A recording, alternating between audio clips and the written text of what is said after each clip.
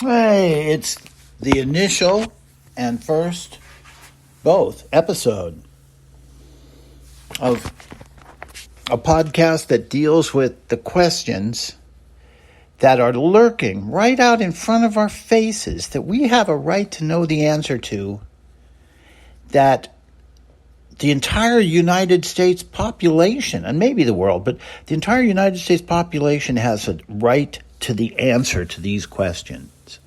And we'll probably just take one at a time. Let's wait and see how much time it takes up, see if I get any interesting questions in. But tonight's is one that is so important. I mean, the entire world hinges on it, and MSNBC doesn't ask it.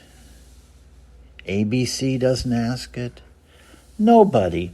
All of these dedicated journalists, you never heard Keith ask for it when he had a job. They won't ask, and yet it is the most obviously important question that anybody could ask. Who would they ask? It's a question that should be put to Donald Trump. And of course,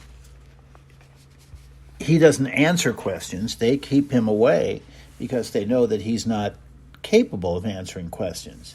So instead, they give him slogans that if he's asked a question, he just answers with a slogan. Oh, that's fake news. That's fake news, yeah. So the reason is because he has mental problems that make him unable to actually construct a logical argument. Not to mention, if he constructed a logical, truthful argument, he would look terrible. So we're going to look tonight at a question: why hasn't the press asked this question about or to Donald Trump? Those are two interesting versions of the same question. And let's ask Josh Marshall, why haven't you asked? Why haven't you had somebody pose this at least to see if you can get an answer out of Trump or one of his spokespeople? And I think the answer really would be that they've just given up, that there is absolutely no hope of getting a truthful, meaningful, honest response out of Donald Trump. He doesn't have those. Instead, he has answers that are given to him by his handlers that are shoved away, get out of here, and they have absolutely no factual content. So they can't be disputed, they can't be proven wrong, because all they are is, that's fake news, So, but let's get down to it, because this one is really, in my opinion, the most important question that took place during his entire 4 years. So let's start now. The date. The incident that the press did report mildly, but we never saw it actually put to the president at that time, not president anymore, to Donald Trump, was why on May 27th of 2017 were there flashing red lights from what are believed to be the bedrooms in the White House. Now, the red lights came out of both windows, and most people say those are two windows to the same room. That's the bedroom. Now, what's odd and extremely suspicious is that it took about 3 days for an answer. Why would there be 3 days for a blinking red light question?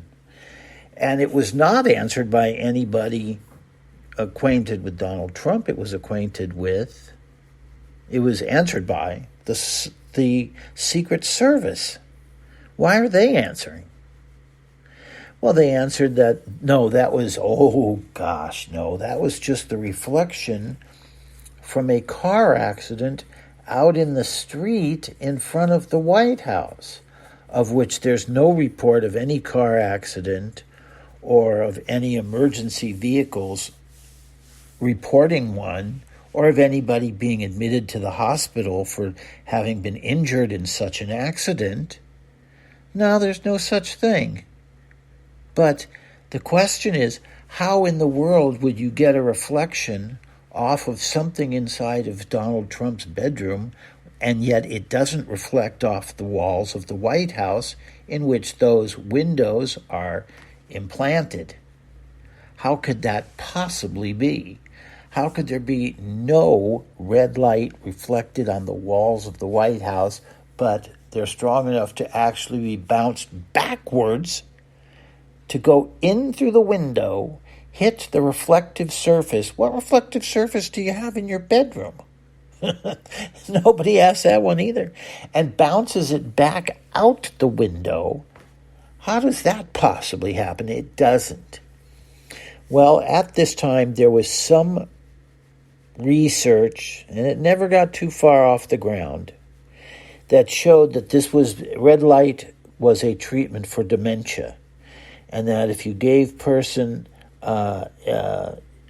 red light in large doses for an hour at a time, constantly, it could turn back the dementia. There was also some research showing that it could do positive things for skin problems, that it could rejuvenate skin. And some of that still looks like they're doing it today, like maybe that did pan out. It may actually have skin benefits, but the idea that it's going to prevent dementia died out in the 2018-2019 period. They kind of gave up on it.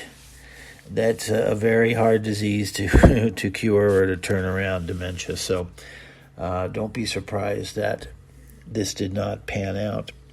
But that's the question that we're going to ask. Why did nobody pose this to Donald Trump? Sir, what was happening in your bedroom with the red flashing lights? Were you in the room at that time? Were you in the room when the lights were flashing? Wasn't that distracting? Didn't that make it hard to sleep? And what were the lights bouncing off of?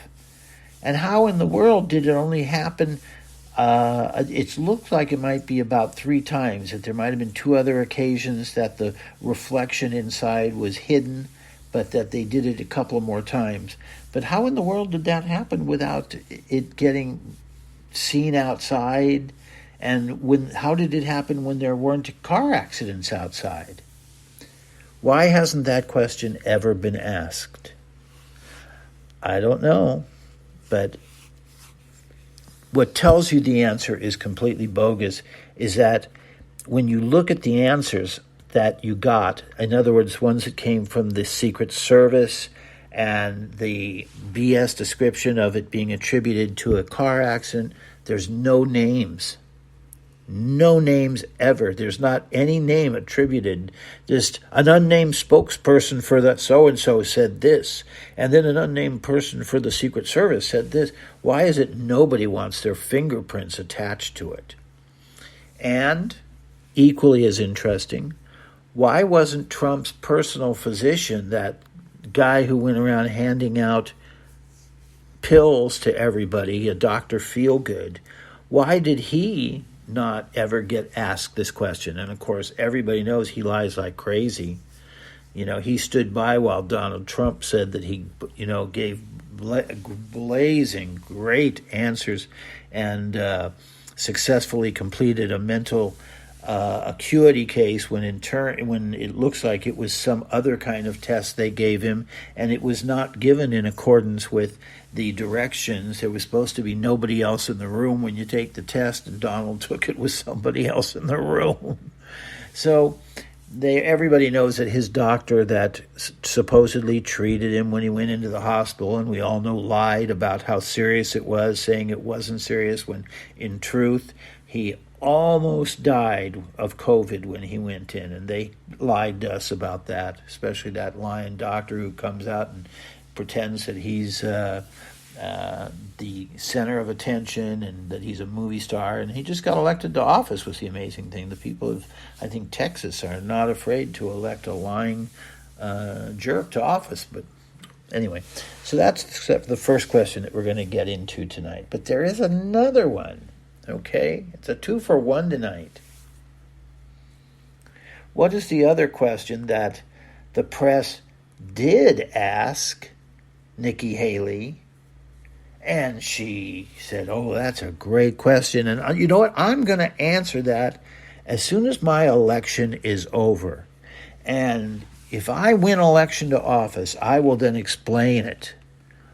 Well, first of all, that's the dumbest thing ever. What is winning the office? What is it, some kind of game show? Haley, it was a good question before you were elected. It was a good question after. And, of course, as soon as she got elected to office, where she didn't need to string you out, to string you on, maybe a better term, she never brought up the topic again. She's never answered anything on it. So what is the question that Nikki Haley is going to not answer, not to anyone, no matter who asks, no matter who on her staff is asked? She has put the kibosh on it. Nobody is ever to answer this question. A 2010 affidavit signed by William Randolph Folks, that's all, folks, states that Mr. Folks had an affair with Nikki Haley between 2007 and 2008, when Haley was a South Carolina state representative and Mr. Folks was working for her as a communications consultant. Haley has been attempting to convince voters that she's a mom who cares about her family. However, her alleged affair happened while her children were 6 and 9 years old. Now, does that make sense to you? Now, during that election, she promised, well, when she ran for election after that, to, let's see, I'm going to find out what the office was. She promised the voters that she would explain the whole problem, the whole thing, once the election was over.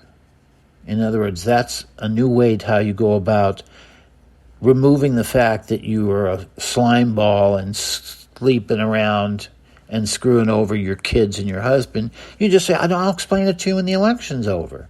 That's what she did. And what do you think happened? Well, since I told you, what do you think happened when the election was over? She has never been asked.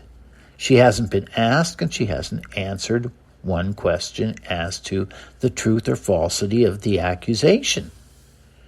So let's have someone ask her, ma'am, you've gotten away with this now for 13 years. You've jammed this down our throats, this bullshit sidestepping, maneuvering, nonstop evasion. Stop doing this fan dance and answer the question. Is it true? Are Mr. Folks' allegations true that while your kids were 6 and 9, you were out screwing around with him while you were married? Or are they not true? Let's have an answer. And that's the end of tonight's episode. We'll have 2 more questions a week from tonight. This is Thursday night, and it's November 30th, and we'll have 2 more questions a week from now. That'll be next Thursday. And I'm Glenn. I'm your host. And don't forget, if you want to get notice when the 2 questions come online, you will get the first notice if you tonight ring the bell, or if you subscribe tonight and give us a 5-star rating. That would certainly help. And anything else, we'll be here next week for you. Bye.